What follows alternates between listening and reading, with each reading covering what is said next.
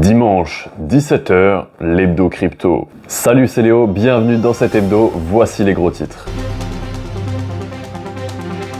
La hausse du Lunce et du Luna n'a sans doute échappé à personne, on va revenir un peu sur les causes et le potentiel de ce qui est en train de se passer. The Merge vient d'avoir lieu, c'est probablement l'événement le plus important de l'histoire des cryptos et on va passer dessus, mais également sur l'Ethereum POW dont je t'avais parlé dans une dernière vidéo.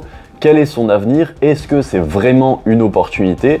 Si oui, comment en profiter? Le groupe Kingship du fameux Bike n'a pas fini de faire parler de lui puisqu'ils viennent de signer dans un label de musique majeur qui a d'ailleurs produit des morceaux pour Beyoncé, Kanye West, Rihanna et plein d'autres artistes de renom. Ça s'annonce très très bien. La plupart des crypto-monnaies semblent être concernées par une annonce plutôt violente de la part de la Security and Exchange Commission ou la SEC.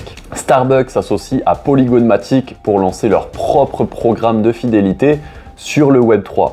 Attention, je pense que ça va envoyer du très lourd. Après avoir confié la direction artistique des Doodles à Pharrell Williams, ils ont réussi à lever 54 millions de dollars, ce qui a amené à faire exploser les ventes to the moon. Swift, le leader mondial des systèmes de paiement, se tourne à son tour vers la blockchain.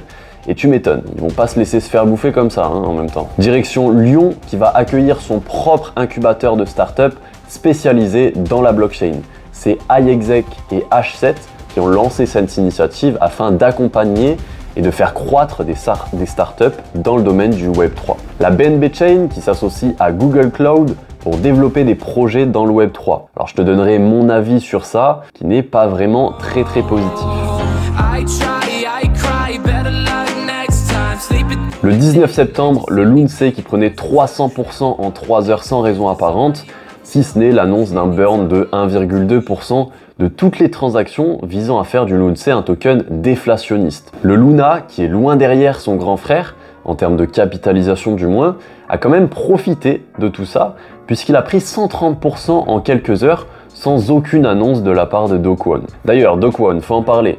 Il est en train de devenir l'ennemi public numéro 1, le gars. Le fork Ethereum POW est une nouvelle blockchain qui conservera Ethereum sans la mise à jour The Merge. En gros, The Merge, ça a transformé Ether de Proof of Work à Proof of Stake et ce fork, il est soutenu par les mineurs d'Ethereum qui ont perdu toute source de rémunération lorsque The Merge a été lancé.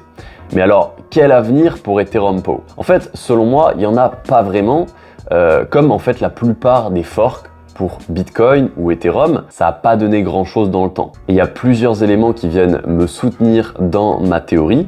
C'est que premièrement, les stablecoins les plus capitalisés, USDT et USDC, ne sont pas compatibles sur cette nouvelle blockchain. Deuxièmement, les oracles comme Chainlink ne soutiendront plus Ethereum POW, ne soutiendront pas Ethereum POW, ce qui va rendre la DeFi totalement instable et donc inutilisable sur Ethereum POW. Après, ce qui est bien, c'est que tu peux peut-être profiter de ce fork pour revendre tes tokens Ethereum POW que tu vas obtenir si tu détiens de l'Ether.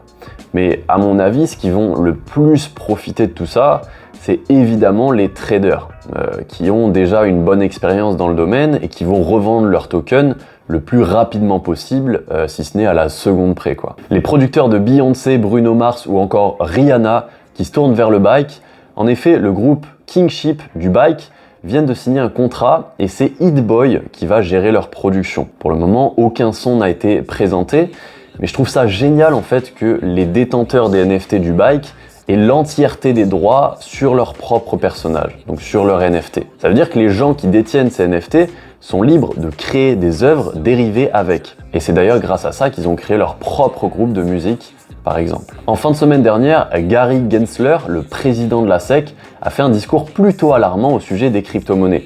Il a annoncé « Sur les quasiment 10 000 tokens du marché crypto, je pense que la grande majorité sont des titres financiers.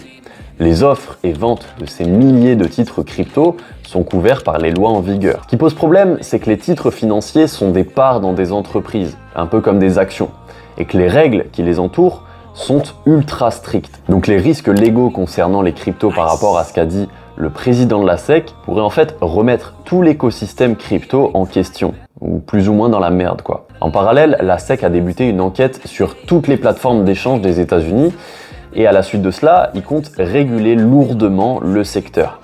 Ça représente un énorme danger selon moi, puisque la plupart des échanges crypto présents dans le game sont en fait basés aux États-Unis. Les initiatives Web3 de Starbucks s'appuieront sur Polygonmatic. Ça commencera par un programme de fidélité qui proposera à ses membres des tampons numériques sous la forme de NFT. Puis, dans un second temps, c'est un métaverse qui pourrait bien être lancé par la marque. D'ailleurs, le choix de Polygon par Starbucks a été en fait en grande partie grâce à ses ambitions écologiques partagées par les deux acteurs. Le réseau a en effet pour ambition d'avoir un bilan carbone négatif d'ici la fin de l'année. Et ça nous montre qu'encore une fois, les géants du monde traditionnel s'intéressent massivement aux cryptos, et ce malgré que les cours soient au plus bas depuis quelques mois. Le directeur des Doodles a bien l'intention de s'imposer dans de nombreux secteurs liés au Web3, comme il l'a souligné lors de la conférence NFT.NYC. Il souhaite en effet s'intégrer dans des secteurs comme la musique, la mode, la culture et enfin le divertissement, et tout cela le rapporter dans le Web3. D'ailleurs, comme je te le disais en intro, il a carrément recruté Pharrell Williams comme directeur artistique. Il est ultra chaud le gars. Et c'est une très bonne nouvelle puisque selon les données de CryptoSlam, la collection a enregistré plus de 2 millions de dollars de ventes sur les 24 dernières heures. Ce qui représente quand même une hausse de 1224%, au calme. Swift, l'un des acteurs majeurs du système monétaire international, se lance dans la blockchain en louant les services de Symbion, qui est une entreprise qui est déjà connue pour avoir collaboré avec le Nasdaq ou Vanguard. Tom Schasch, directeur de l'innovation chez Swift, a d'ailleurs annoncé: si la solution s'avère efficace, les intermédiaires devront répondre à moins de requêtes des clients concernant les données sur les opérations sur titre. Cela signifie également que les dépositaires mondiaux et les gestionnaires d'actifs pourront réduire le nombre de personnes qui passent leur temps à traiter manuellement les données d'opérations sur titre. Bon, Swift, c'est pas un petit, c'est quand même 11 000 institutions qui sont connectées à travers le monde et qui pourront bénéficier des améliorations apportées par les technologies de la blockchain. Ce serait une énorme révolution. D'ailleurs, à ton avis, si Swift intégrait la blockchain dans ses systèmes, est-ce que tu penses que ce serait une bonne chose? Dis-le moi dans les commentaires. L'incubateur financé par iExec à Lyon permettra aux startups Web3 d'être accompagnées pendant 6 mois dans tous les aspects de leur développement. Et les projets seront sélectionnés sur la viabilité de leur business model et la faisabilité technique de leurs idées.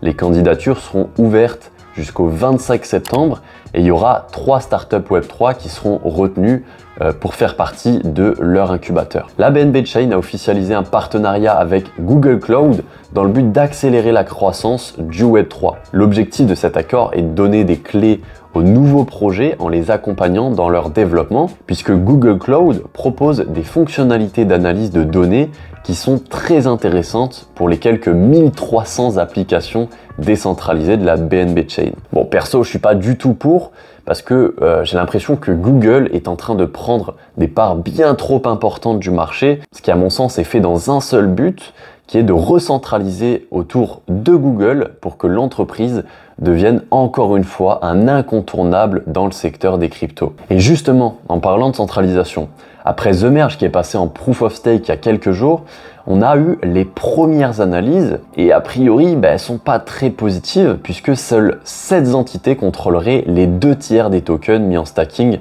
sur Ethereum. Dans ces entités, on retrouve Lido, Coinbase, Kraken et Coinbase, qui sont toutes des entreprises centralisées liées aux crypto-monnaies. J'ai comme l'impression que le Bitcoin creuse encore son écart de différence quant aux autres cryptos grâce à la réelle décentralisation qu'il apporte. D'ailleurs, dans ma dernière vidéo, je t'ai exposé 3 théories dans lesquelles le Bitcoin viendrait à se faire remplacer du top du market cap.